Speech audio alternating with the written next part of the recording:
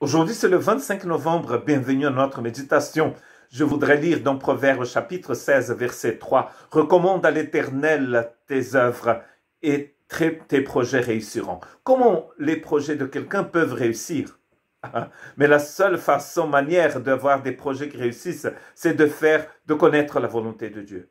Voilà pourquoi Paul, quand il prie pour les Colossiens depuis sa prison à Rome, il dit dans le chapitre 1, verset 9, « Je prie que vous soyez remplis de toute la connaissance de la volonté de Dieu. » Et cela va aboutir à la connaissance dans le verset 11. Et dans le verset 10 de Colossiens chapitre 1, il dit que les gens vont donc, ses frères et sœurs, vont porter du fruit.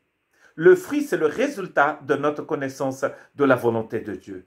Ne sois point sage à tes propres yeux, crains l'Éternel et détourne-toi du mal.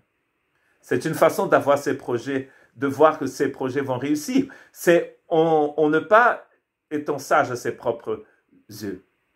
Ce qui est très intéressant dans Proverbe aussi, donc là c'était Proverbe 3, 7, c'est que dans Proverbe c'est écrit aussi que le principe de la sagesse, c'est la crainte du Seigneur.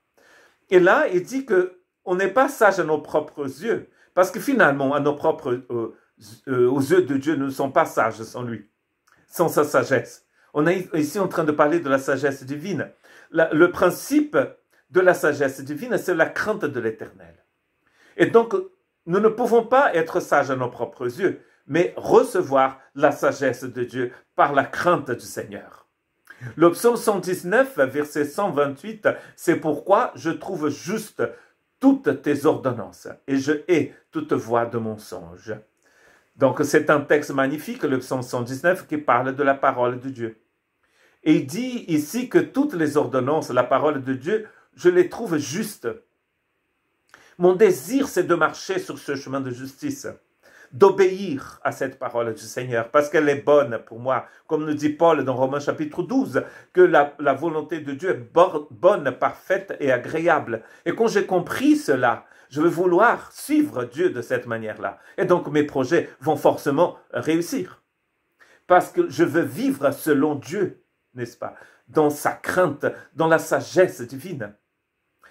Le Proverbe 3, versets 5 à 6, « Confie-toi en l'Éternel de tout ton cœur. » Comment vous devez aimer le Seigneur comment tu dois aimer le Seigneur de tout ton cœur? Comment tu dois confier en lui de tout ton cœur aussi, de toute ton âme, de tout ton esprit?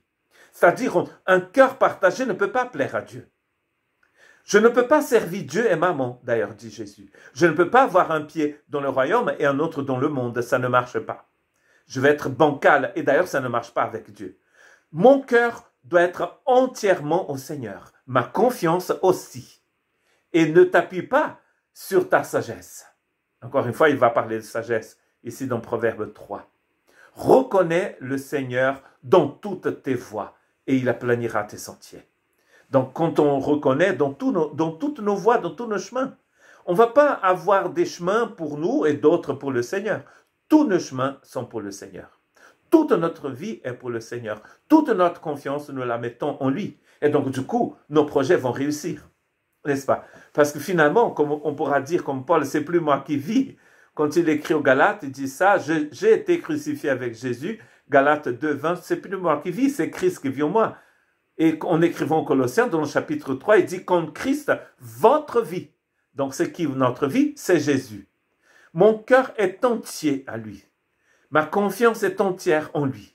Et donc, du coup, mes projets vont réussir. Que Dieu vous bénisse.